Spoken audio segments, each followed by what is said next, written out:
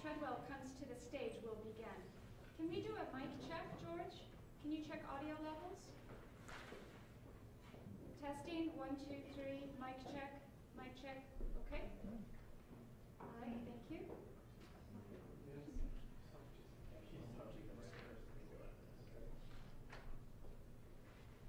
And everyone has turned their phones off, correct?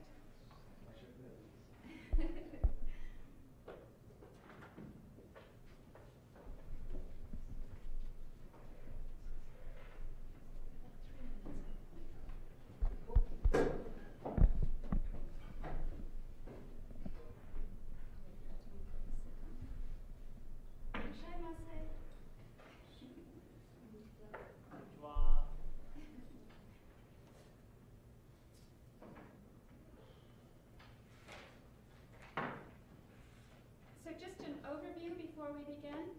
This Kotatsu session today will last until about 2:30. I'll interview Mead for the first hour, then we'll go into a Q&A session, all right? Ending at 2:30. Thank you very much. So I do believe we're ready to begin. Hello and welcome to the Japan-Alaska Association's Kotatsu series. My name is Carol Anderson, and I'm on the board of the Japan-Alaska Association.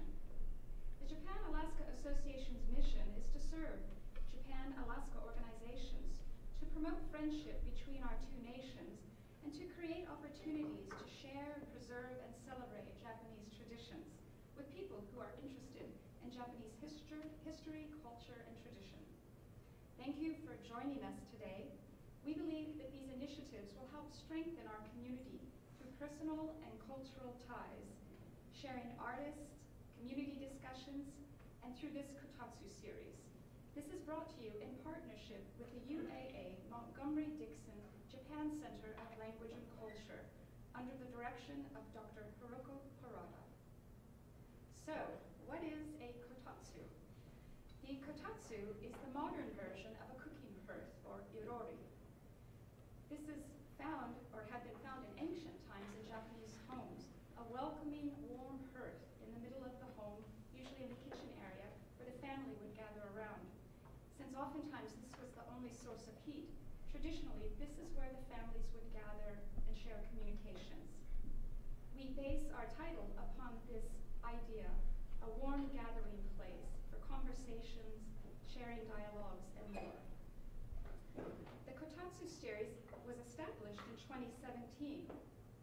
We will continue to hold community discussions, sharing the warmth of the tradition and drawing people together that share an interest and love for Japan.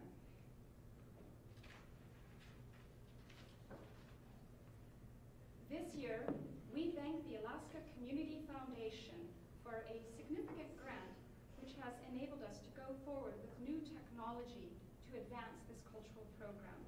Thank you, ACF. Welcome to the Kotatsu series. I'd like to begin with an introduction telling you about our guest, Mead Treadwell.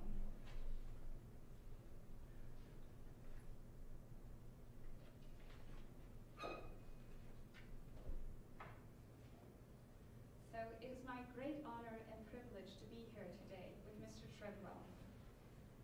He is the former Lieutenant Governor of Alaska and now the CEO of Treadwell Development. In recent years, he also served as the president of PT Capital, a private equity investment firm in Alaska, Canada, Greenland, Finland, and Iceland. Over the past year, he served as president of Commonwealth North. Mr. Treadwell is a 1978 BA graduate of Yale and a 1982 MBA graduate of Harvard Business School. In 1981, he was a Japan Society Business Fellow at Sanwa Bank in Tokyo, Japan. He served in Governor Walter J. Hickles' cabinet from 1991 to 1994 as the Deputy Commissioner of Environmental Conservation and implemented important state and federal oil pollution laws. Those laws he helped create in response to the 1989 Exxon Valdez oil spill. For decades, Mr. Treadwell has made very important contributions to liquid natural gas, LNG, export strategies. From 1997 to 2010, he served as the managing director and then a senior fellow at the Institute of the North. This is an Alaska-based think tank which was founded by Governor Walter J. Hickel. There, he endeavored to develop Arctic cooperation policies and also worked very closely with the USA and Japan to promote an integrated missile defense shield for both nations.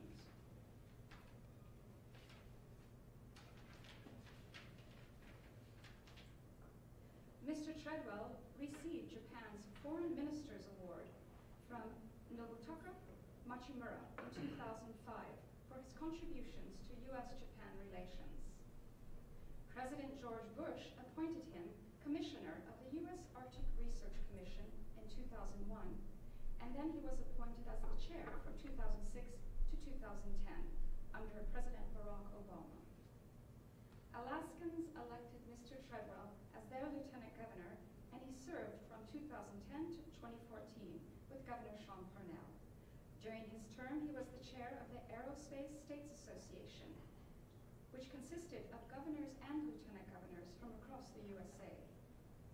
He was a member of the World Economic Forum's Global Agenda Council on the Arctic, 2012 to 2016, along with former Minister of Justice and Minister of State for Gender Equality and Social Affairs in Japan, Ms. Yoko Kamikawa. Among his intrepid entrepreneurial accomplishments, Mead Treadwell has served as the chair of Immersive Media Corporation, which pioneered Street View with Google. Quite an accomplishment. Thank you. And then also, he headed up Digimark, which is a global digital watermarking technology. He now chairs the Polar Advisory Board of the Global Satellite Corporation, Iridium.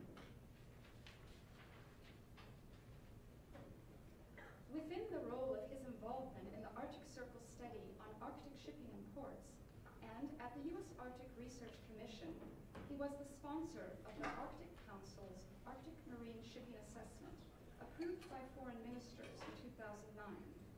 He advocated Japan's entry into the Arctic Council as an observer nation.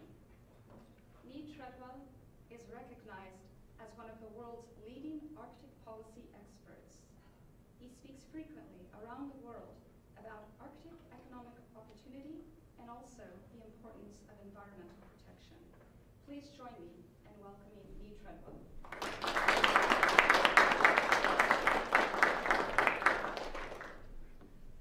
So recently, Mead and I spoke, and I asked about his influences that drew him to be involved with the nation of Japan. And I was so interested to find out that starting in his childhood, he had family members who piqued his interest in this nation. So if I may ask you to explain, and if you watch the screen, he'll show you some slides. Well, yeah. First off, thank you for coming out on a Sunday afternoon for this dialogue. And Carol, it's wonderful to be with you. Thank you. You and I both worked together with Governor Wally Hickel, and I have been amazed at Carol's work in civic affairs across the state. And I did not know very much about your Japan background before we spoke the other day. We're here at a center that was created in memory of Monty Dixon, who I never had a chance to meet, except that I'll just tell you, as Lieutenant Governor, the first time I stayed up all night with Sean Parnell was on March 11th, 2011, as the awful earthquake and tsunami hit Japan. And one of my favorite places in Japan had been the Matsushima Park in Sendai, which is in this print here to my right. And when I think of Monty, I think, he was within view of that park when the tsunami hit, and we lost him. And I got to speak at his memorial service, and I carry in my wallet, actually, a quote from Monty, that learning is one of life's greatest pleasures, if not its greatest pleasure. And I think we have a lot of wisdom from this young man, and it's an honor to be here today in his memory. And if I may please recognize, Monty Dixon's sister has joined us today, Shelley Fredrickson. Hi, Shelley. This is a picture of me and my grandmother, probably taken about 1980 or so. My grandmother's named Caroline Porter. She lived in Cincinnati. Her husband, after my grandfather died, was a fellow named Howard Porter, who had been on General MacArthur's staff as one of the chief legal officers during the occupation of Japan, the surrender and the occupation of Japan in 1945. And it was always explained to me that Howdy helped draft the Japanese Constitution and went around in Japan and lectured on this. I later looked up the record. He also had much to do with the Colonial War trials. But by the time that he and my grandmother got married around 1960, my grandmother had kind of gained a love not just for him but also for Japan. And she had gone to a lecture by Oliver Statler, who is a well-known American writer about Japan, and had begun collecting Japanese prints. And at that time, Japanese art was very, very inexpensive. She was not a wealthy woman. But by the time she finished her collection, she had collected over 3,000 contemporary Japanese prints and helped make many of Japan's best-known artists, giving them their first international commissions and so forth. So what I thought I'd do, Carol, if it makes any sense, is just run through some of the art that has inspired me, but it was really inculcated upon me by my grandmother that Japan was a very important place. And so this is a large screen by an artist named Naoko Matsubara, who also did these two pieces here on the Arctic. She lives in Toronto, Canada now. This is a piece that hangs in our guest room. It's called The Kiss. It's by a Japanese artist named Ayo, who was a member of the Fluxus School. Probably the most famous member of the Fluxus School was Yoko Ono. And it's a piece that when she and Howdy sent out their wedding announcement, it was the two of them in front of that picture, which was fun. This is a fellow named Norman Tolman, whose daughter was a classmate of mine at Yale. And Norman had worked for Ambassador Reischauer in 1964 and as cultural attaché, and had decided to stay in Japan and start an art gallery. And he's among many art galleries in Japan. I still recommend the Tolman collection as a place to go visit and a place to learn about Japanese art and printmaking.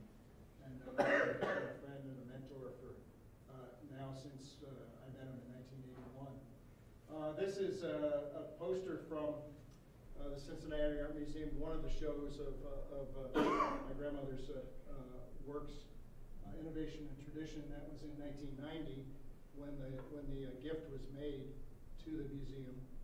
But she had worked with the museum, and one of the great pleasures, I've been to Japan probably 35 times, but one of the best trips I think I ever did was I took her and the curator of the prints, drawings, photographs from the museum, and we met with many of her artists, and it was really a pleasure to get to know the Japanese artists who had been given their first international commissions by this collection. I mentioned Naoko Matsubara. She has become a lifelong friend. This is in her studio in Toronto with my daughter. This was a piece that she did at a workshop in Cincinnati of a bridge in Cincinnati. This Arctic piece, I'm proud to have this pair in my collection. I saw them in Tokyo. I asked for them, and I was told I couldn't have them, that they had all sold out. And I said, "Are you sure? You know, it's great to have a Japanese artist in the Arctic." And they said, "Well, we have one set out on approval, and if he doesn't want it, you can get it." And it was David Rockefeller. And I had two things that David Rockefeller rejected: that pair and this piece by Tanaka Ryohei. He was hosting a dinner for Reagan and Nakasone, and I think I got Reagan's copy of. Those of you who understand Japanese better than I do see here that somebody had scraped on the wall kind of a Japanese heart where we might carve our initials in a tree, of two lovers. This was Reagan and Nakasone, and that actually had a whole lot to do with my career later. So here's Naoko showing Natalie another screen in her Toronto studio. She just lost her husband, who was one of the great scholars of Japanese culture in the West, and I can't remember his name. I'll have to look it up, but you probably knew him. And pilgrimage the summer before last to Ayala to the Munakata Museum. This is a piece by a famous collection by Munakata of 2 disciples, or 10 disciples and 2 saints in Buddhism that is very famous in Japan. And then I got to go visit Munakata's gravesite. And again, he was one of the best-known printmakers of the 20th century, and the largest collection of his works outside Japan is in my grandmother's collection. Another well-known artist who is now a centenarian, Toko Shinoda, just had a major show in Tokyo, and it's been fun to follow her work for the last 25, 30 years. And she is extremely well-known as a calligrapher, but also does big, large ink washes. And this is one piece badly photographed, which is in my office, a triptych that I've enjoyed of hers. And finally, I'll just stop with the first piece of Japanese art I think I own, which is a bear collected by my grandfather in Hokkaido. And I love to say about Hokkaido, it's 1/5 the size of Japan, just like Alaska is 1/5 the size of Alaska. It's got bears, indigenous people, totem poles, fish, salmon hatcheries. It's a great snow and great science cooperation. So anyway, that's the beginning. It is a beautiful area of Japan. You did mention to me that your grandparents contributed prints to the Cincinnati Art Museum? Yeah. Yes, indeed. Yes. So as your life, you're going fast forward, I understood that you attended elementary school at Sandy Hook. Sandy Hook, Quebec. Yes, and then you went on to Yale and Harvard, and then you came up to Alaska. How did you meet Governor Hickle? Oh, I had a job lined up in the Aleutians, and it fell through when I got here. Most expensive cab ride over to Muldoon. It's taken my life to be told I didn't have a job. I read Wally Hickle's book. This is 1974. He was running for office, and he said to me, "I can't afford to pay you, but you can work here anyway." I said, "I need to raise money for college." And he said, "Well, why don't you work at my office from, say, 6:30 or 7 a.m. until 4 or 5, and then you can work as a busboy at the Traveler's Inn," which is what he did. Carol, you worked for him. You know he was a hard-driving guy. Oh, absolutely. Um, Yes, a missionary also. Yes, and that was the summer of 1974. And I came back in the summer of 1977. And I had just gone bumpity bump up the Alaska Highway, and his first question for me is, "Have you traveled?" And I said, "Well, I think I traveled to get here." He said, no, have you been to Japan? Have you been to Europe? I said, "Well, I've got that in my blood, I'll get there." And he says, "Well, you really have to understand Japan." And he probably didn't say it in that conversation, but I've heard him say it many times since. Our political ties are with the United States, and thank God for that. But our economic ties are with Asia. If you looked at the Alaska economy in the mid-70s, just as oil was beginning, but in the mid-70s, what did we do? We had a big timber industry in Southeast. That timber industry never sold a stick of timber to the lower 48. It began with MacArthur. It was the first Japanese investment outside Japan after the Second World War, and got our pulp mills and our timber mills going. Our fishing industry is still closely integrated upstream and downstream with the market in Japan. Again, making our fishing industry modern was important. We're the 5th largest air cargo port in the world. We used to be a very large passenger port. And the U.S.-Japan relationship, the Alaska-Japan relationship there, many trips I made to Japan with Governor Hickle, one of our side dinners would be with the president or vice president of Japan Airlines, and just talking about how do we nurture that relationship. And in 1981, I broke the story in the Anchorage Times that Japan Airlines was no longer going to do stopovers here on the way to the East Coast because they bought airplanes that didn't need to stop over. And so Wally was a guy who also pushed me. He said, "Whatever you do, make sure you have good long-term relationships in Japan." Yes. So as you began your international career, and you mentioned 35 trips later, all the times you went to Japan, was your first trip your role at Sanwa Bank? At Sanwa Ginkgo. So there were 8 students from American business schools. And you have to realize in 1981, 82, if you're going to business school in the United States, you could subtitle the MBA degree as How to Be More Like Japan. We learned about Deming. We learned about quality. There was a great case of LTV who had sold automatic transmission company to a Japanese company, and they came back 20 years later to buy it because they had an option to buy it. And they said, well, how many failures have you had? And the Japanese said 5. And they said, yeah, we've got about a 5% failure rate. And the Japanese owner said, no, we've had 5 failed transmissions since we did that. And the whole quality relationship was very, very important to learn about in business school. I got out of business school, or actually at Sanwa that summer. I worked in the international department and reviewed projects for financing by the bank. And one of them was the Panama pipeline that carried oil across Panama because we were not allowed to export oil. And I'll just tell you one of the things that they told us during that fellowship. They said, no matter what you do in Japan this summer, is make a lifelong friend. And I'll talk to you about him in a minute.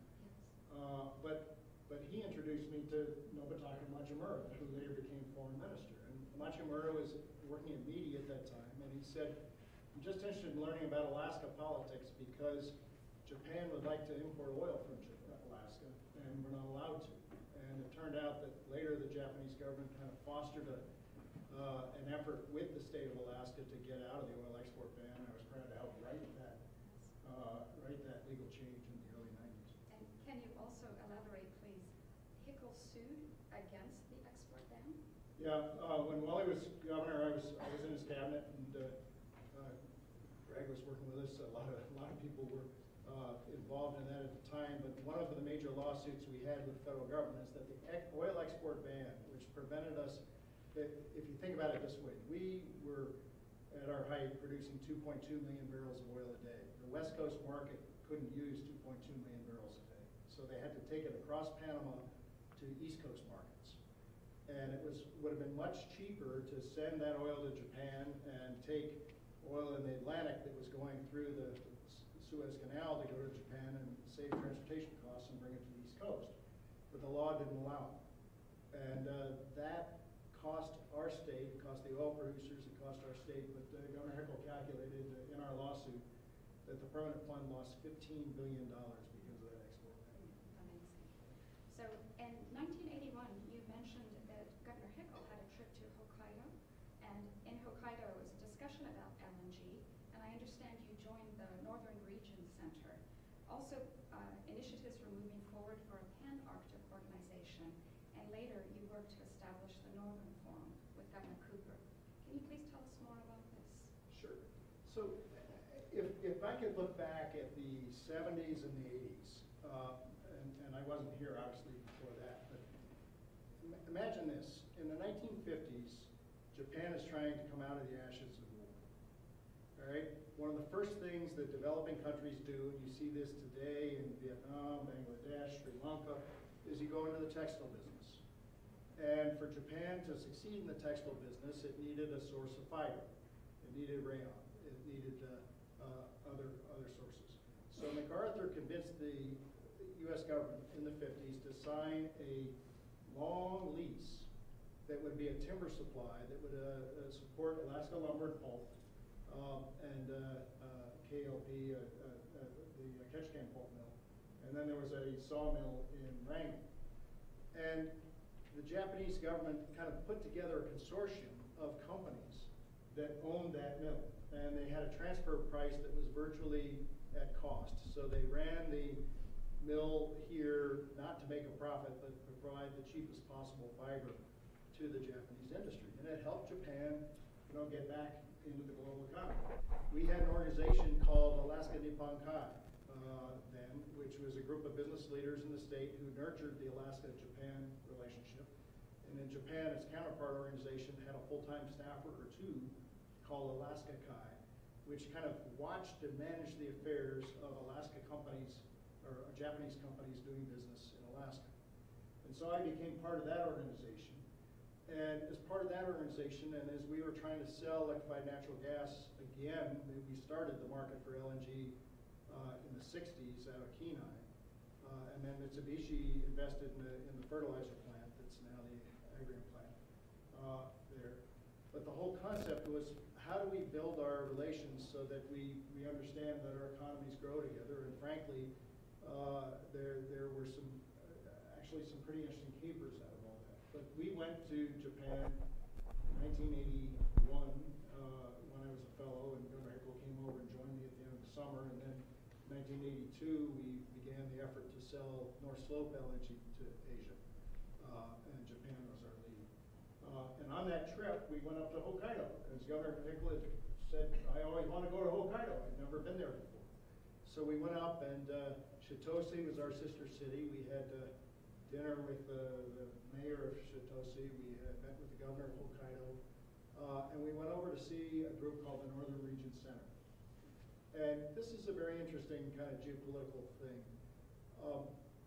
Japan is still technically at war with the Soviet Union as of the Second World War. And so the government had decided that if we're going to build relations with Russia, let's try to do it on a region-to-region basis. And so they had the Northern Region Center that had held 5 or 6 conferences on bringing the northern regions together and finding like problems. Out of that meeting that we had, ultimately Governor Cooper called a Northern Regions Conference here in 1990. And one of the resolutions of that conference was, and this is right after we had opened the border with Russia, was to create an organization called the Northern Forum. And we kind of became one of our tasks in the Hickel administration to get that started. Excellent. So I would like to quote from an article that was printed in Stride magazine in March 2018. These are the words of Mr. Treadwell.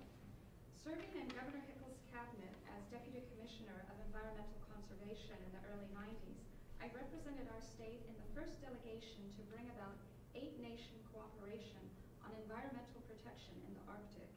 At that time, climate change was not our main concern. It was the shipment of transboundary contaminants from the old Cold War nuclear testing, coal-burning power plants, and sources of heavy metals and organic pollutants. We helped rewrite the secret U.S. Arctic policy, shifting its emphasis from being an under-ice battlefield for Russia and the U.S. nuclear submarines to looking at protection of the environment and production of our resources. So you mentioned that Japan has written a new Arctic policy. Did you play a hand in that? Yeah, if I can move to a couple of slides that may help with this.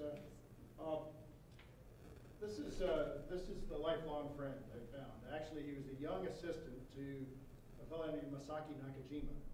Nakajima had been head of Mitsubishi Steel in the 50s, and then had gone on to found Mitsubishi Silken, which is one of the major think tanks in Japan. He had he was a friend of Glenn Olds, actually, who was president of Alaska Pacific University, and he agreed to be on the board of APU.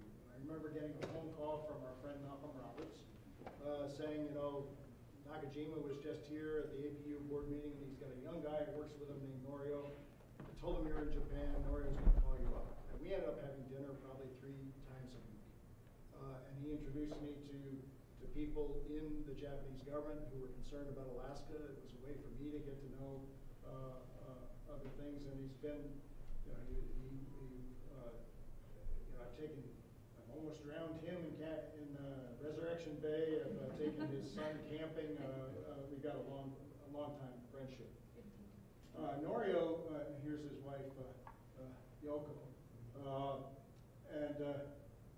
One of the other kind of long-term friendships I made early in Japan was there was a young graduate student named Mike Green. Dr. Mike Green is at Georgetown now, has written a very interesting history of Pacific relations, and I hope to get him up here to speak. He was head of the National Security Council for East Asia under George Bush.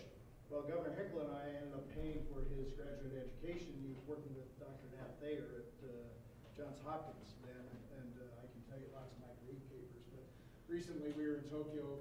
Actually, Mike helped us resolve the whaling dispute between Alaska and Japan. There's a number of capers I can talk about, but we decided to go have some blowfish, which was quite delicious. I was at dinner with Mike in Washington with former Prime Minister Fukuda. And I was able to tell the Prime Minister that there have been 2 Prime Ministers named Fukuda, and that Alaskans really need to thank his family. His father, before he was Prime Minister, had been the Japanese government official who had taken the idea with Governor Hickel at the Hancock conferences in the early 60s to bring LNG from Alaska to Japan. I talked with him at dinner about that family history and some things, and I reminded him that the first time I met him, he was an aide to his father, and he said, yes, I was his suitcase carrier. And one thing I've learned about Japanese diet members is yes, and he said you don't get much of a staff if you're a diet member in Japan. This is Yoko Kamikawa. Yoko had worked in the United States and had worked at Mitsubishi Research Institute. And when she was elected to the Diet, Norio Yamamoto and I had dinner with her. And I said, Yoko, Madam Diet member, if you want to specialize in one issue that will give you'll have no competition across the Diet, why don't you be the resident expert on Japan and the Arctic? And she said, why? And I explained how shipping might open up, and that's very important. How our defense relationship is tied to the Arctic. How the health of fishing is important. How it's been already a card that has been played with Japan to do multilateral work with the Russians. And she said, well, that's a good idea. And she now is an active member of an Arctic caucus in the Diet that has helped write the Japanese Arctic policy. Here we are in her office. You can see our campaign posters behind with the son of the team. There's Norio to the left. Various people from academic institutions who she's impaneled. And Japan has now done 2 Arctic policies. One focused on the environment, one focused on economics. And it's been a pleasure to work with the Japanese government. She advanced quickly in her career. She was twice Minister of Justice, was Minister for Gender Equality, and is now a leader in the policy shop of the LDP, and I think you will see much more from this woman. She's not been to Alaska, but she's the resident expert on the Arctic, and it's wonderful. And somehow she has good information. The last time I was in Tokyo, it was very quick, and my phone rang, and it was the minister, and she said, "Why didn't you tell me you were here? I'm coming over to the market." Anyway, some other friends. This fella here to the left is a fella named Tanaka, who's now head of the Sasakawa Foundation. But he had been head of the International Energy Agency. He got that job because of a guy we know named Dan Sullivan, who was Assistant Secretary of State. And Japan wanted its leader to be there. Tanaka, it turns out, has been a huge friend of Alaska in terms of energy sales, in terms of Alaska-Japan relations, and is probably one of the most senior thinkers in the energy world. Terry Porte, who's the fellow in the middle, is the first American to run a Japanese bank. At business school, Terry and I sat in that back row in the sky deck next to each other. He was later head of Morgan Stanley in East Asia. He came to our wedding recently and is an investor in PT Capital, but has been very, very helpful. Sat with Lisa Murkowski on the U.S.-Japan Friendship Commission. But that's something there. Here's Hugh Short in Tokyo, my partner at PT Capital. And Governor Cooper with his wife, we're actually in Hong Kong that day, but we're working with the Japanese and the Koreans and the Chinese on the idea of an investment bank or a development bank for Northeast Asia. And out of that relationship came a relationship with this fellow, Mead, who's governor of the Japan Bank for Economic Cooperation, International Cooperation. And you'll see with Mead, here we are in Senator Murkowski's office about 2 weeks ago. He came over to say a couple of things that I thought are pretty important in U.S.-Japan relations. The first thing, we also had a meeting that was scrubbed at the White House because of the shutdown, but Maeda said, it's Japan's interest in seeing trade balance in the Pacific to help reduce tension. And here's a guy who's in charge of what our equivalent would be the Ex-Im Bank and the OPIC and representative to development banks. I'm here to help you get as much energy on the water toward the Pacific as you can. That's going to help. And I'm very, very interested in seeing LNG from the North Slope. Some of the people that we're working with here, we're working on some alternatives to a pipeline that can do the same thing with icebreakers that the Russians are doing. We'll talk about that in Q&A. The other thing he said is he came in, Senator Murkowski, kind of made me proud, was he said to the Senator, I've read your legislation on developing cooperation on shipping in the North and getting an Uber for icebreakers concept, and he endorsed that as well. So it was very nice to have Mr. Abe's right-hand man involved in supporting our concepts. Excellent. So anyway, we'll stop there on politics you were talking Yes. about. There was another organization which was founded by Governor Hickel, the Institute of the North, and in our discussion prior to this interview, I mentioned to Mead, I do understand there are some rooms where there's sensitivities, and we wanted to have discussion about what we would choose to speak about. But he said when it concerns the history between the U.S. and Japan, there are matters that people should be aware of and have led to the combined forces between American military and Japanese defense. And you gave the example, policy concerning the ABM treaty and the Aegis cruisers. Do you mind elaborating on that matter? Sure. You know, in 1990, Governor Hickel started the Institute of the North, or actually as he ended his term as governor in 94. And I became managing director in 97, and it was another one of these things where, well, I said, I can't afford to pay you, but I hope you can work here anyway. I said, well, what's your budget? He said, $35,000 a year, and I said, that won't cover the diapers for 3 kids. But at any rate, let's see what we do. We had a long conversation with Senator Stevens about missile defense, which, as you know, has been a very large part of the military budget here in Alaska over the last decade. But the United States at the time was a member of the ABM Treaty, which was signed the ABM Treaty with Russia, which said we would only have a missile defense base in North Dakota. And the problem with that is that the rogue nations, the people who had missiles, there was no idea that we were going to be able to shoot down everything Russia might send at us or everything China might send at us. But the idea was, how do you help eclipse the emerging capabilities in Iran and North Korea? And the idea for missile defense was that you wanted to use ship-based forward missile defense on Aegis cruisers, and you wanted to use land-based systems in the United States, and you maybe wanted to use space-based systems, which the President announced last week that we're going to study a little bit more. And as we looked at this, we worked with a group of other think tanks, founded an independent working group on missile defense, which I was proud of. Governor Hickel and I went to an International Missile Defense Conference in Japan.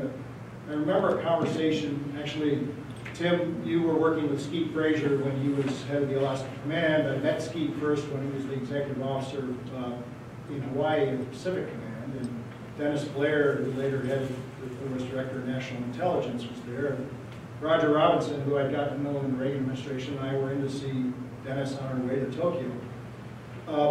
And Dennis said, you know, Japan could leapfrog us on the Aegis technology because they don't have the treaty constraints that we do.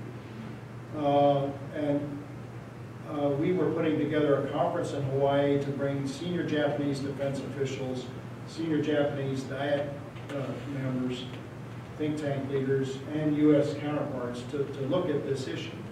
And I think what came out of our conference that was pretty important was 2 things. One was a recognition by Japan that within 3 to 5 years, the United States should get out of the ABM Treaty. And here the Japanese defense attaché state that as policy that had never been stated before.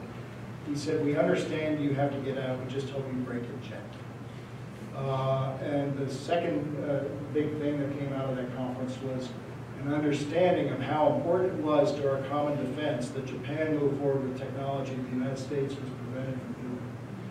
And this was something where, as we set up this conference, I found, and I never thought in my life I'd find myself in the office of the head of Japanese intelligence. I never thought in my life I'd be dealing at that level. But it was something where Alaska had this very interesting connection with Japan, this very interesting connection in the Pacific.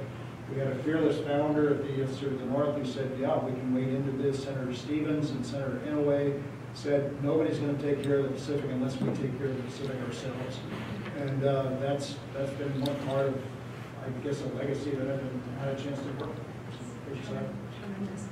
And in 2005, you received a special certificate of commendation from the foreign ministry on the subject? Well, that was something I didn't know anything about, and the consular office called and said that we're doing about 17 of these around the world. We're honored to give you this award. The award is there in this little silver bowl we have at home. And to me, what was really interesting is we mentioned Machimura. He's unfortunately dead now, but here's a guy who grew up, his dad was governor of Hokkaido. He goes to work, he completes his education, goes to work at Mead and works in the energy area. And so he got to know Alaska because we weren't exporting oil, and it was really harmful to Japanese energy diversity. It was harmful to Alaska, so we put together kind of a partnership. I was 24 years old, and we kind of said, okay, let's triangulate on how we move this in Washington, how we move this in Japan, and there's lots of elements of that story.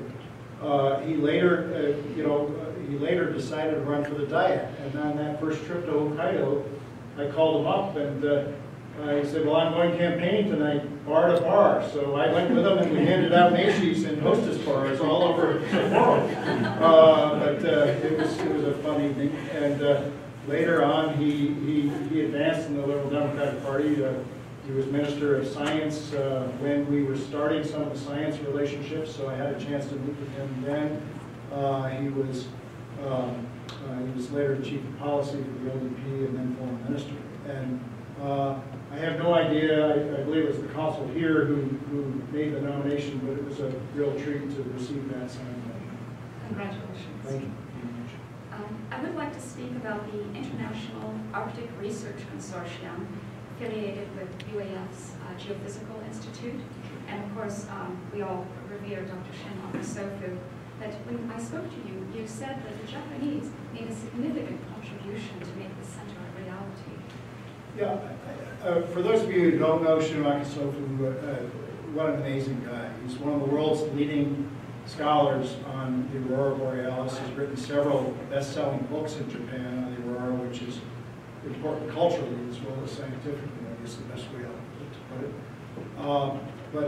Shun helped convince the Japanese government to invest in the International Arctic Research Center, which is now housed in the Shin Akasofu building in Fairbanks. And I became chair of the Arctic Research Commission as we were commissioning that building. And one thing we realized is that the United States had never formally thanked the Japanese government for the significant investment it had made.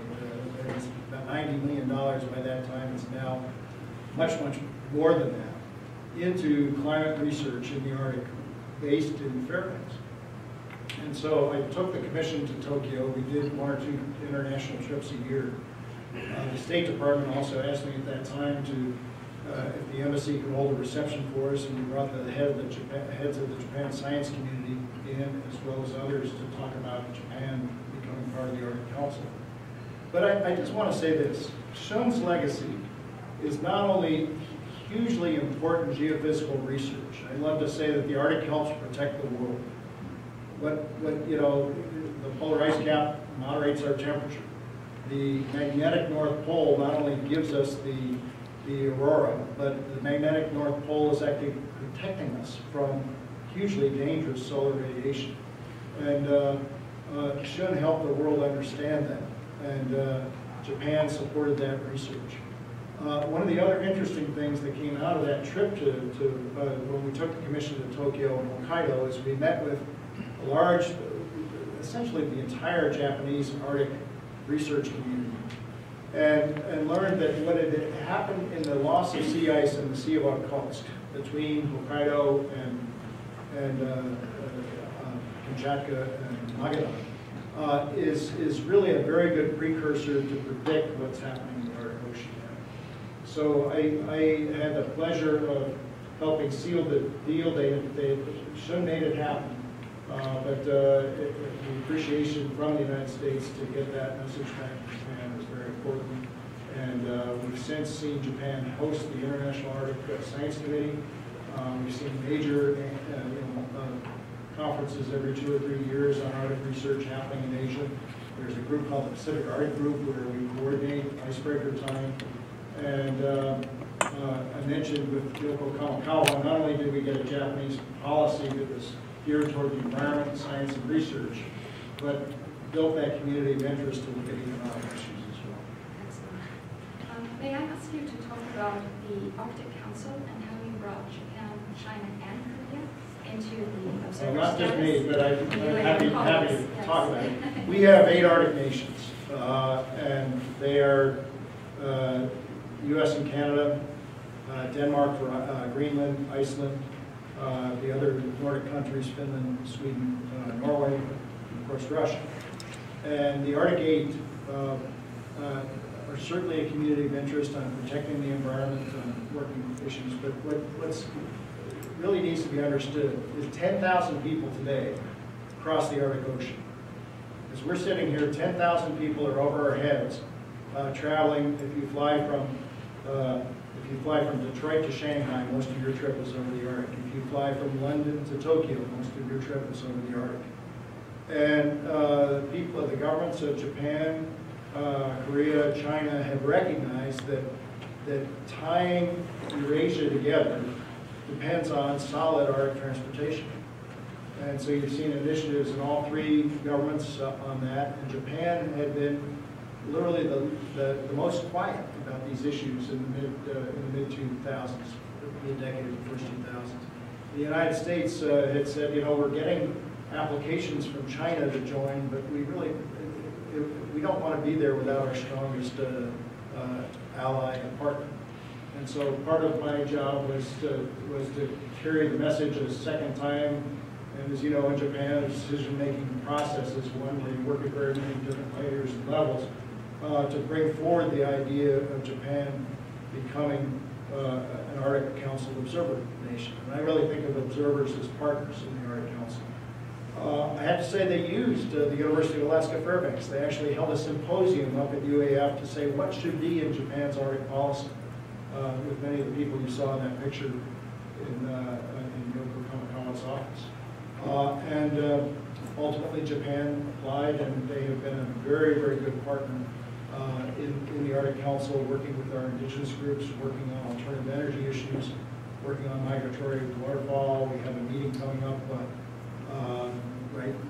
very soon, the conservation of Arctic flora and fauna, and Japan has been a very strong member. Korea has had a couple of visionary presidents who, despite their other problems, really have said that they want to work on Eurasian transportation, so that wasn't too hard. And the Chinese Polar Research Institute of China has kind of gotten much more attention and money in recent years. And so Japan, Korea, and China actually cooperate. They have an annual meeting of the 3 ambassadors to talk about their common Arctic agenda, where we get to be observers, which is very interesting. Yes, indeed. May we now focus upon energy? I understand you've worked under several Alaska governors doing studies on LNG exports. Sure. Can you touch upon the past history and then predictions for the future? This past week I attended the World Trade Center's business conference on U.S.-China relations, and they talked about potential markets that could go into trillions. But can you elaborate upon our relationship with Japan in terms of the potential for further LNG development? Well, I'm going to start by quoting my mentor, Wally Hickel, again, who said about our economic ties being with Asia. And if you take a look at the major things we produce here, we've never sold any natural gas in the United States. The only natural gas that we sold began in 1969 out of Kenai. We had 100% of the market in Japan. Now we've got 0% of the market because we haven't really continued. In the 70s, we decided we were going to try to ship that gas to the lower 48. There was an energy shortage in North America. Fracking had not been discovered. Close to $1 billion had been spent, and the cost of getting that gas to North America was far more than what it was worth. And so Governor Hickel, it was actually very interesting. We made a trip across Russia in 1981 after my fellowship in Japan, and ended up in a boardroom in London with the Rothschilds, and a different boardroom with Maggie Thatcher's people, and they were talking about coal in Asia. And I said, well, coal's important, but look at natural gas. And I was getting out of business school. I had a fantastic job offer in Silicon Valley, and then he called me and said, I can't afford to pay you, but I hope you work here. he said, let's start an effort with the state. So Governor Hammond asked Governor Hickel and Governor Egan to look at an alternative to get back into the Asian marketplace with Marshall gas. What we didn't know after we wrote that feasibility study, so here I was working for Jay Hammond, Wally Hickel, Bill Egan, our early governors. And we put together a feasibility study with Norio Yamamoto and Mitsubishi Soken, with Brown and Root, with others, and came up with a proposed project. And we took it to the Reagan White House. And you know, you take a brand new project without any investors, without any gas supply to the White House, you expect maybe a polite response. And it was like we got a big fish on the line. And the next day, Reagan was having his first summit with Nakasone. And they said, we want you to brief this. And they called us up the day after and said the President and the Prime Minister agreed to set up a U.S.-Japan Energy Working Group. And I said, why? And they said, well, we have to balance trade between the United States and Japan. So I said, okay, we'll help. How can we help? And we had the first meeting of the U.S.-Japan Energy Working Group in Cook. And I remember flying with these guys down to Kenai, and the Japanese side was complaining, hey, you want us to buy gas, but you won't sell us oil. And I'm standing there with Bill Martin, who was later Deputy Secretary of Energy, and I said, you know, the President can sign an order to get that oil out of Cook Inlet tomorrow. And Bill said, really? And I said, yeah, I've already drawn up the papers. You want to bring them back? So I went back to the White House. Governor Hickel calls me in Washington and says, Fred Hartley from Union is in my office, and he says you're trying to export his oil. And I said, well, that's what you sent me here for, Governor. And he said, I promised Fred I would do no more on this issue. I said, I've already given the White House the papers. The President's going to sign them next week. He said, good. I'll keep my word to Fred, and you can come home. So that's how we began exporting oil out of the Kenai, and it took us until the early 90s to be able to get North Slope oil exported. What I learned later is this, is that Ronald Reagan, you know, for those of us who think, you know, sometimes we think we have kind of a crazy president with his own agenda. Ronald Reagan was thought of that way a little bit. And he seriously called in a group and he said, how do I end the Soviet Union? I want to end the Cold War. And he hired a guy named Roger Robinson, who we had up here to speak to the World Affairs Council. And Roger had worked for David Rockefeller and had done all of the lending that the West had done to the Soviet Union. And Roger said, well, I've been the analyst on this. I've been counting the cash flows. You want to drive Russia bankrupt. Their cash flow comes from oil, gas, guns, and gold. And the secret Reagan policy at the time was, okay, we're going to go to the Saudis and we're going to overlift oil. And all of us who had said good riddance to Jimmy Carter, we're going to be able to drill for oil again here in Alaska, all of a sudden saw oil prices sank. There were empty office buildings in Houston. We went through kind of a depression here in Alaska in the Reagan administration. What the heck's going on? What was going on was that we secretly colluded with the Saudis to put so much oil on the market that it was going to depress Russia's exchange earnings. On gas, he went to Maggie Thatcher, who went to the Norwegians, said, you got to develop the North Sea. And Thatcher said, well, I'm trying to privatize BP. And Reagan said, well, I believe in privatization, I'm conservative too, but why don't you make that commitment in the North Sea? And she said, it's not economic. And he said to her, the Cold War is not economic. Let's do that. And he had the temerity to go say to Nakasone, I want you to defer this Sakhalin gas project for a decade. And boy, did that make a huge number of Japanese businessmen quite angry, including our best customer, Tokyo Gas. Where Mr. Ansai, who was head of Tokyo Gas, had said, okay, now that I've gotten, you know, people used to go home with kettles of kerosene to cook their food at night in Japan, and town gas had expanded with LNG. And he wanted as something toward the end of his career to help bring peace between the Soviet Union and Japan. And here's Ronald Reagan saying, you got to push this thing back. Norio took me to dinner with a group of people recently who all had to put up with the nonsense that they were going to do. So the reason why the Reagan administration gave Alaska Gas such strength early on was because we were part of the solution, the alternative to them not buying gas from Russia. And they did defer Sakhalin for a decade, and I later got a chance to meet with Nakasone and talk about all of that. But every single summit between Reagan and Nakasone had a 3x5 card that the White House was calling us saying, what do we need to put on the 3x5 card to help advance this feasibility study?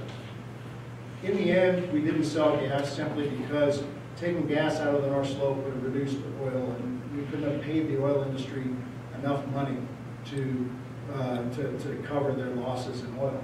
So that project didn't go forward. So you asked about predictions. I was one of the bad guys in the Parnell administration. Dan Sullivan and I got knocked on the head a couple of times because we said, you know, we're still trying to sell gas down the highway again. And it'll cost $8 to bring it to a market where gas sells for $4. It doesn't make much sense. Let's get back into the Asian market. And especially after the Fukushima disaster, I had my friend Terry Corte calling me saying, that's this guy, the guy in the middle. He said, you know, Mead, I'm a relatively wealthy guy, but I'm wearing T-shirts because my wife, my Japanese wife, does not want to turn on the air conditioning after the Fukushima disaster and all the nuclear power plants were shut down. Will you please send us some LNG? And so we got back, and we now have had this project that has proposed a $43 billion sale of 20 million tons a year to the Asian marketplace. When we found this guy here, Tanaka, whenever I see him, he kind of grabs him by the lapels and say, why aren't you guys thinking about doing this directly off the North Slope? The Russians are now exporting 16 million tons off the North Slope of Yamal directly. And so I went around the world and looked for a project sponsor, and I think I found one. Mr. Mead has written us a letter saying you've got the full backing of JAPIC to try to move this concept forward. We're talking to gas suppliers now. I just got back from Dubai 2 days ago, where we're reviewing designs for the project. And my prediction is this: we are going to be in the Asian market. It's very important that we be in the Asian market. It's very important that we pay attention to what Russia is doing, where they're shipping icebreakers right past us. The vice governor, Virginia and I were on our honeymoon. My daughter Natalie hosted a reception for the Northern Forum at our house, and the vice governor of Yamal was there. He's somebody I ran into quite a bit. I said to him, when your tankers go by, I hope you wave. But if you do this because you beat us to the Asian market, I don't complain. And the Yamal guys are doing this from over 2,000 miles through the ice to get to the Bering Strait. And we're about 400 miles to the Bering Strait. So the question is, how can we do this offshore? We're working on that right now. The big difference is that our cost estimates, which are still being refined, are somewhere in the neighborhood of about half to a third less of the AK LNG project, and you can start with a smaller increment. So one way or the other, I think we're doing the right thing by being in the market in Asia. I've got a meeting coming up in February where the Canadians are looking at the same thing. So we can see the Canadians waving past us as they go by Prudhoe Bay. I think it's important that we look at what does it mean to be an Arctic nation. We have an ocean that's accessible now. We have Asian governments who made it a top priority to get shipping established. We have good lines of contact. I mean, I'm not the only guy who knows these people from Alaska. There's others who do, and we need to keep up those lines of contact with major decision makers in Japan. And I think in the end, you'll ultimately see us selling our gas, but I'll bet you we do it by water, not by pipe. Yes. You did mention the possibility of new leading-edge technologies that could be implemented to change that equation. Speaking of technology advancements, how did you ever get involved with Google Map Street View? I've always wanted to ask you this question. Wow. All right. So when Governor Hickel called me in 1982 and said, I just gave you a really strong recommendation for this Silicon Valley venture capital company, but I really think you ought to work up here. And I drove the California coast, practically ate my pillow because I wasn't going to be in Alaska. I said, fine, but I'm going to keep watching technology for opportunities. And I had a friend named Jeff Rose. And Jeff was an astronomer, and the two of us, with a fellow who worked for Ted Stevens and later VP Mark Schneider, who's a good friend, he's a partner with us now. We tried to do an aerospace television show. That didn't work for a lot of reasons I won't go into, but Jeff and I stayed in touch, and he called me and said, I figured out this thing called digital watermark. This is 1994. And I ran my traps, which included the head of the media lab at MIT, and your Alaska connections are pretty good. We knew the head of the media lab at MIT because Red Boucher, who was the lieutenant governor, would bring him up here to speak every year or so. And he said, yeah, if you've got a good watermarking technology, jump on it. The world needs it. It's one of the holy grails. Authentication. Yeah, and so right now, if I can take a $100 bill out of my pocket, we watermark all the currency printed in the world, make about 11 million changes to that currency. We started that company in 95, we went public in 99, and still on the NASDAQ. So we did all right with that, and Jeff called me 3 or 4 years later, and his wife had passed away and raising 3 kids, and he said, I've got a lot of very interesting geospatial technologies I keep hearing about. One of them is this company that's developed a spherical camera. And so I went down and we put together an investor group that invested in what became immersive media. And here we had a camera that could shoot in every direction at once. And it was 11 different cameras on a sphere. And we had another company that was trying to do something kind of like Google Earth, and the guy who invented Google Earth that beat us to the punch. But we went to Google and said, we can take this thing, put it on a car, map every street in America, and give you a picture from the street view of what the world looks like. And they said, we like that. And they hired us to do that, and we created that, and ended up doing it again for MapQuest, and ended up doing it for the U.S. Army in Iraq and Afghanistan, mapped every street in Afghanistan, had our doors blown off a couple of times. But it was a very interesting company. They also went public on the Canadian stock exchanges, now owned by Digital Domain. But I love to tell the story. I've told it before. But, don't think that if you're in Alaska, you're really out of the mainstream on any of these things. I was in a conversation on the digital watermarking company with the guy, the Stanford professor who invented the little dish that made Dish Network happen. And he made that Dish Network happen because he had a cabin in the Sierras and he wanted to steal ESPN's signal so he could watch football games on the weekends. His name was Taylor Howard. And I'm on the phone with Taylor, and I'm trying to sell him. I said, Hollywood won't let you put any good movies, and it's all Japanese owned, Sony and so forth, won't let you put any of these movies on this satellite. And you were working on digital television, it was coming along, because you could make a perfect digital copy. That's when I first met Carol. She was working on digital television issues. And I said, you ought to use our technology to promise Hollywood that it's going to be, we can put a secret watermark on every image out of everybody's cable box so that you can tell which kid made the perfect copy of the movie and sold it, in the black market. And he said, Mead, where are you from? And I said, 907 is a West Coast area code. Who am I to tell a Stanford professor anything about digital? He said, no, I'm on to you. My kid lives in Palmer.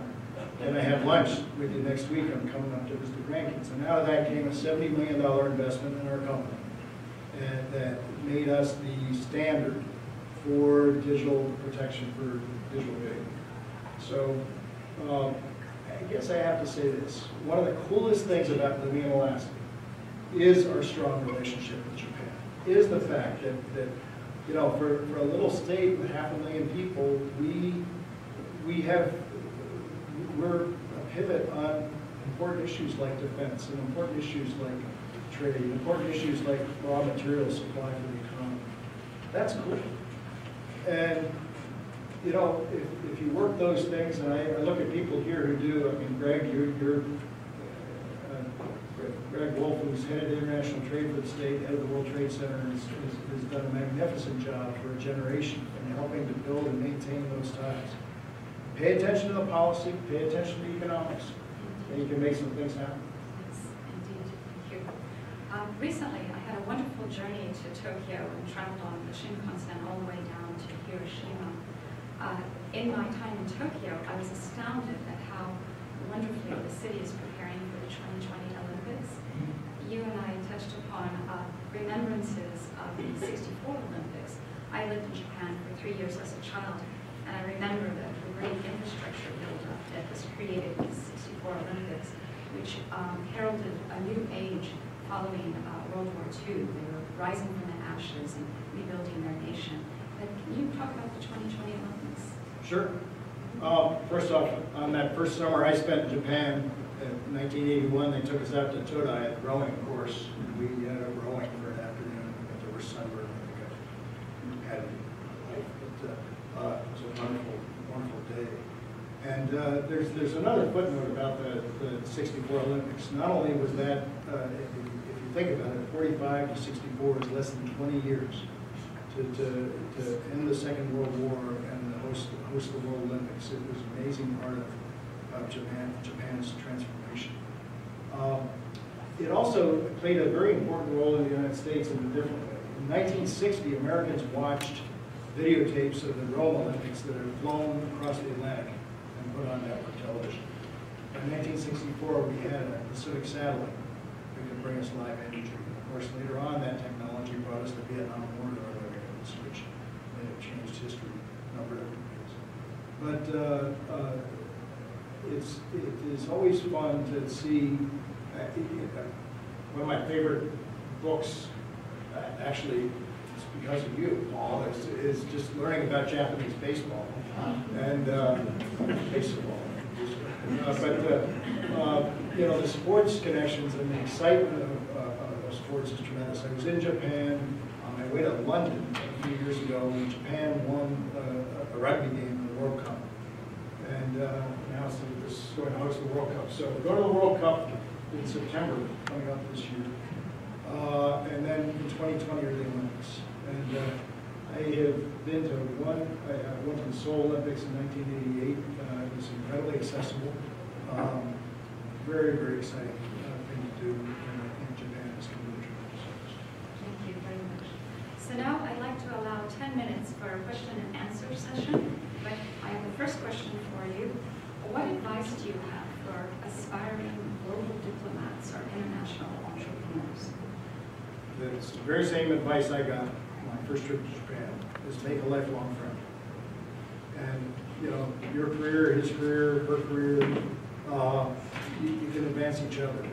There's a Japanese term that I will probably mispronounce called Kotatsu, which is the kind of the value of outside pressure, outside influence. And it has, I would say it was Kotatsu from Alaska that helped Japan diversify away from nuclear power as they opened up the LNG market in the 1990s. I think it was, I think we get appropriate pressure from Japan on certain ways. In fact, I'm kind of using that right now to get us an Arctic shipping system and pay for our icebreakers, if we have that.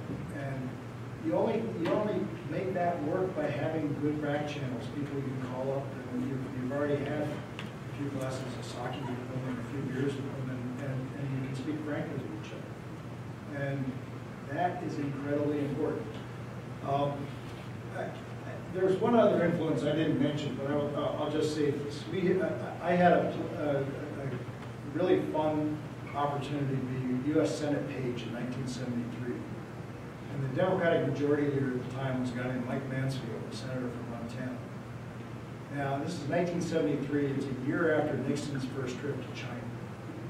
And Mansfield is majority leader, and I don't think Chuck Schumer does this every morning. But Mansfield would come out and give almost a learned lecture for about 10 or 15 minutes, the opening of the Senate every day. And about the only people to hear it, before C-SPAN, were the pages sitting on the roster. So I'm sitting there listening to Mike Mansfield talk about the value of our Pacific connections. He later ended up the ambassador, was in his office many times. He was another guy who just said, the Asian century is upon us, and it's very, very important for us to have long-term relations. So by all means go. By all means make good friends. By all means keep the friendships, and the Nishi exchange and so forth are very important.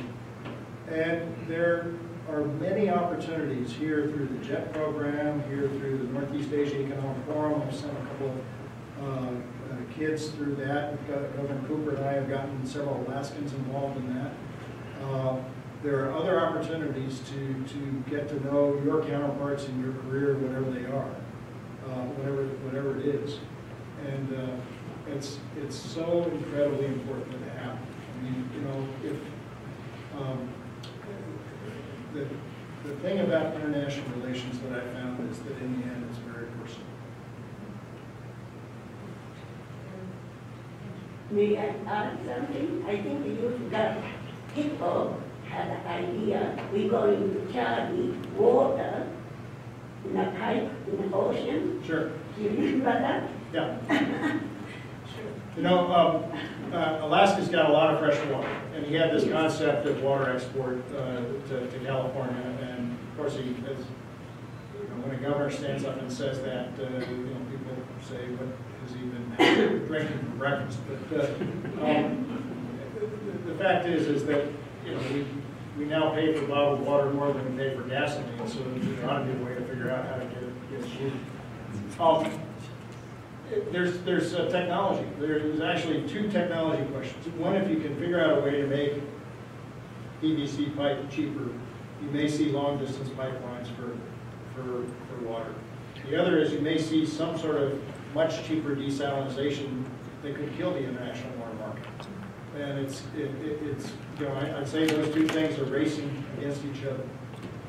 But there have been several attempts to export bulk water from Sitka. There's one that I've been talking to that's looking at Cornova.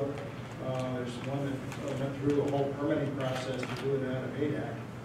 And finding a secure buyer, the seller, and making that work, even with tankers, has been a little bit tough. But you know, Wally was not afraid to talk about big projects, and he said, you know, if you talk about big projects to help people understand the size of the world and its opportunities.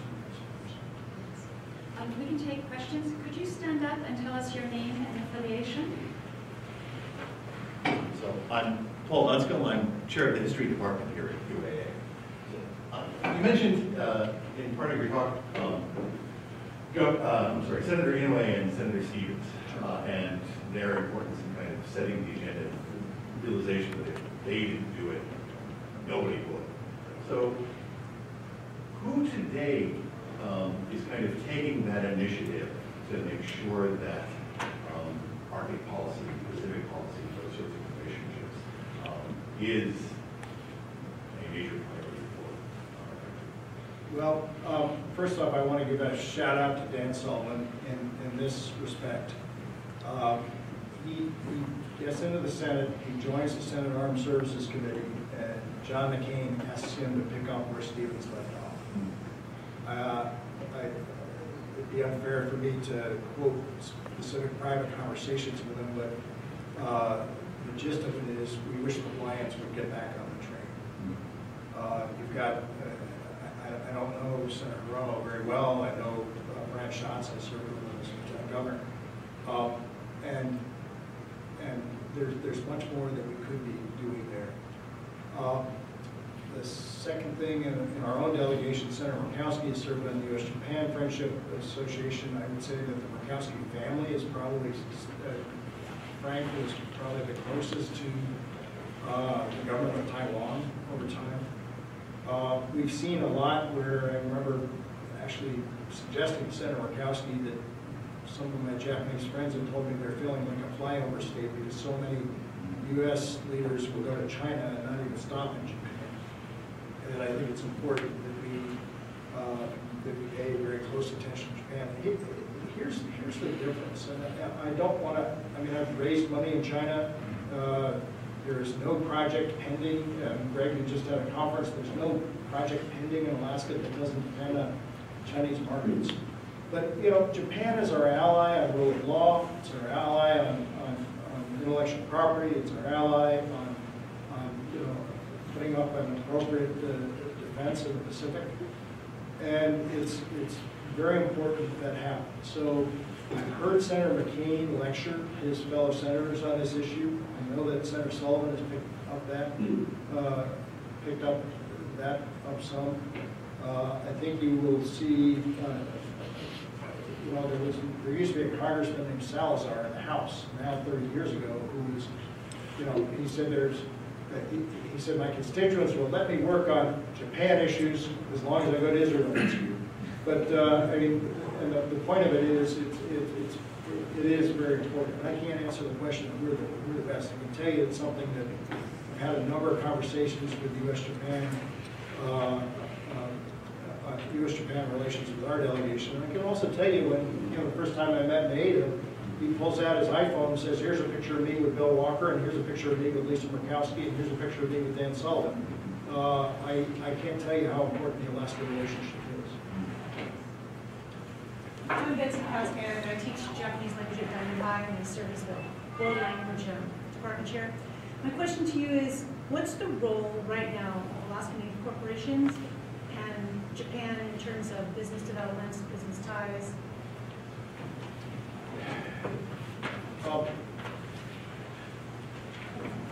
I can't really point to a very big specific role. I can tell you that almost anything we do on the North Slope involves either an Alaska Native Corporation in terms of engineering, environmental assessment, permitting, or construction. I can also tell you that almost nothing happens on the North Slope with steel that doesn't come out of Japan, whether it's old pipe or that sort of thing.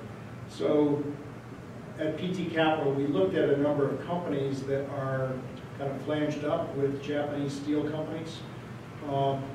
And so I know there are relations there. I can't be very specific because of the confidentiality, but I know there's some there. I also know that our Native corporations who do the 8A work, which is the small business set aside for the Defense Department, have a number of base operations contracts in the Pacific. So that's a poor answer to a good question. So I can't really tell you, but I think that's a place where you're raising, you're raising kids to understand and speak Japanese. With it, you learn the characters that are important across Asia, and I'd say keep it up. I've gone to bat for your program, and I think it's so incredibly important. Last time I talked to you, I didn't know how long you are business. And we talked about Dr. Kasofu. When I came to this country, I was working with Dr. Kasofu, and then also another meteorologist. And I worked at Rice going to school, I worked there. And then definitely there is a conservative person, and then, you know, like to open up, okay? And then he asked me to join to work, but I decided to go back. I had to go back there because I had a student visa. And then I found out I changed, they changed, but they said, if you like to come back, you know, I am going to be able to work. So I worked with him, and I worked with many scientists at the Geographical Institute. I wish now I think about it, I should work as a scientist. I really enjoy that. Because some of the technology takes lots of money. And some people are very conservative, yet still work. So where that money coming from Alaska to improve that? Well, you know, I have to say that in probably it was 1984, when I first met Dr. Armstrong. He came to Governor Eccles' office. Yes, you mentioned to me. Yeah, and around the time there was a guy named Luis Perenza who worked at the university, who later became president of the University of Akron. And Luis worked with Frank Murkowski to create the Arctic Research Commission.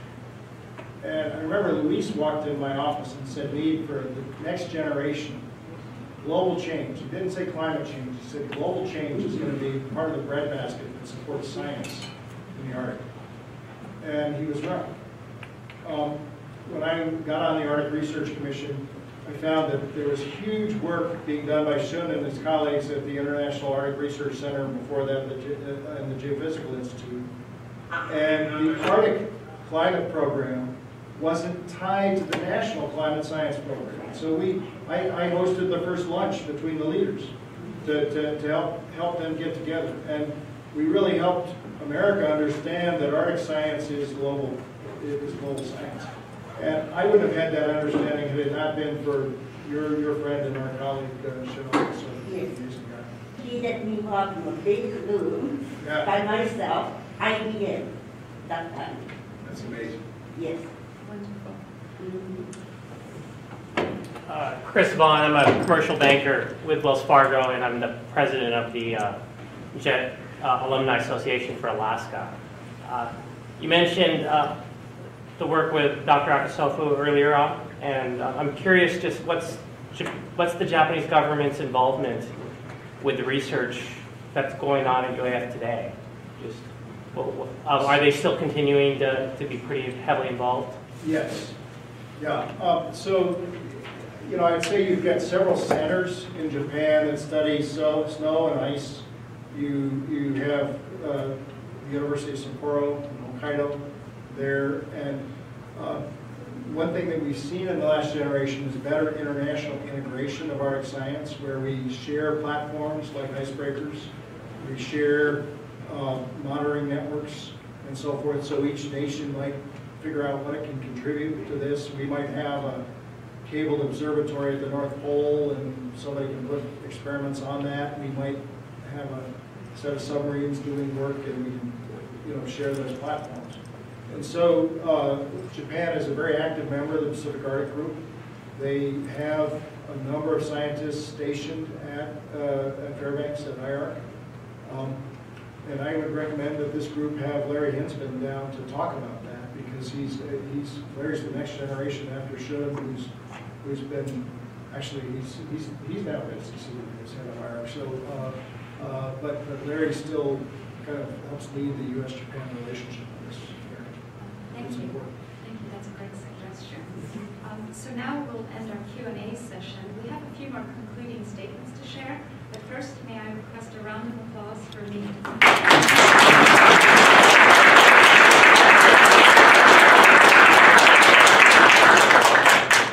So as I mentioned earlier, the Kotatsu series has been brought to you through JAA, the Japan-Alaska Association, and also the UAA Montgomery-Dixon Center for Japanese Language and Culture.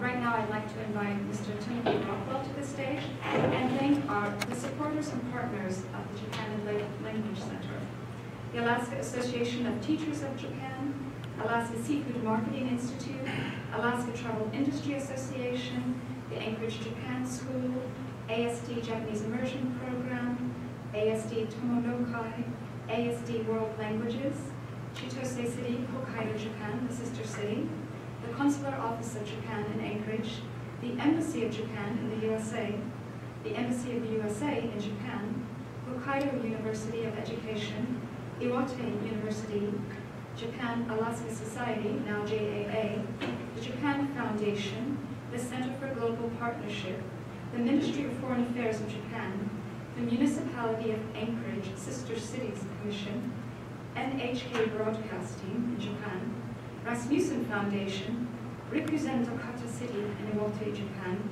Senator Lisa Murkowski, Sumitomo Metal Mining Corporation, Tomodachi Daiko, and the World Trade Center of Anchorage. Thank you.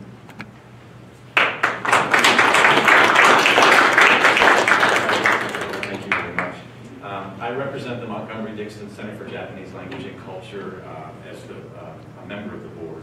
I'd like to also just shout out to Alex Haloff and Greg Wolf, who are also on the board, and just take a minute. It would be just remiss not to thank everyone for coming. Carol, there is a tremendous amount of energy involved and work to make this legacy that Mead Treadwell has created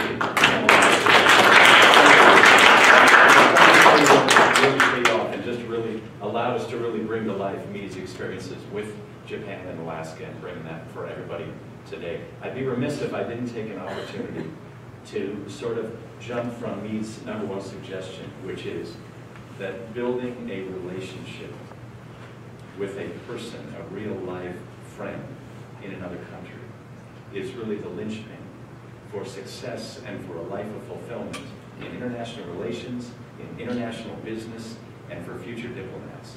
And representing Montgomery-Dixon's legacy, we're honored to have you here as his sister. But representing Montgomery-Dixon's legacy today, that is really what we are about. We want to sponsor and fulfill further Japanese English teachers, students to major in Japanese here under Professor Harada's leadership.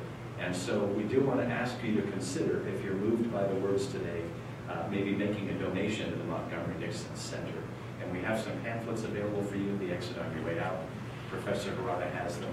We just want to encourage you, if you're moved today, to maybe encourage a young person to build those relationships that you could help by giving money to the Montgomery-Dixon Center today. We had the privilege 3 months ago of allocating in Montgomery-Dixon's honor. We gave out $10,000 in college scholarships to UAA and UAF students that are currently studying abroad in Japan. And so today you could continue and contribute to that legacy. It's great to have Chris here representing the JET alumni. So thank you all for coming. Let me please conclude not only by just thanking our sponsors that Carol led off at length, because there are many today, but I have to look at you and salute you one more time and just say thank you as well. Your service to our state for a lifetime, that just means a lot to me. I have to say the last hour and 15 minutes, to me they went by just like that. It was really nothing short of fascinating. So thank you for your service to our state. Thank you for wrapping it up today in an hour and 20 minutes in a way that was just full of energy and got everybody excited to not only just go to Japan and continue to build a relationship with our friends, but to think about the impact that's going to have for the future. So thank you for your service to our state, for your time today, which is just invaluable for all of us. And I'm glad we have this recorded for future UA students to take a look at and just be more motivated as they consider their relationship with Japan and the value of international relations. So thank you very much.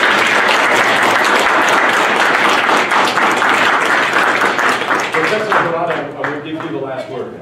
Just wanted to let you know that Monty was a JET, the English teacher, to teach at the Riksen Hakata in Japan, and through the JET program. And he died in the 2011 tsunami. And he was a graduate from UAA, and he majored in Japanese. And his sister is here, right here today. So I just wanted to mention Shelly is here.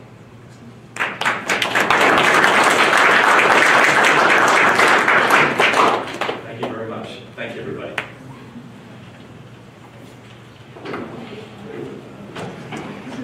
Turn off your phone.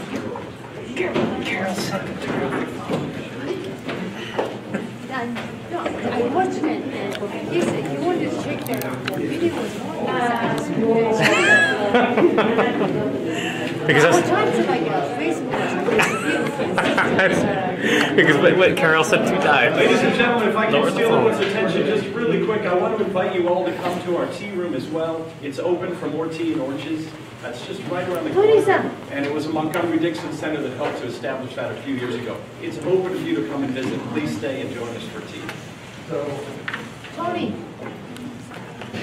Edit those out. And I can put something else in. Yeah, go plug something else in there. Do a voiceover. Sorry about that. I forgot that.